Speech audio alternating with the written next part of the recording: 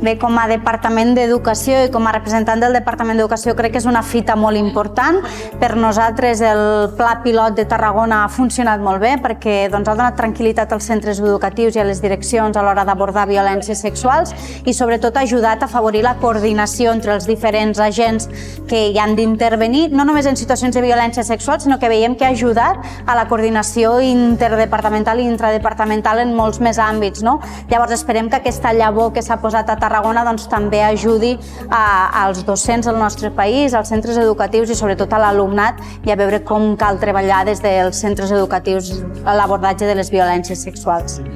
D'una forma molt positiva ho hem viscut perquè, com dèiem, ha implicat unificar la mirada que teníem vers les violències sexuals, ha implicat aprendre els uns dels altres també, sobretot del bagatge de les entitats que porten molts anys treballant amb això i sobretot ajudar-nos a donar unes instruccions clares, una formació i una tranquil·litat de circuits i d'atenció als docents i als equips directius dels centres educatius que quan cal abordar situacions de violència cal ser molt curós i que per tant aquest coneixement és molt important.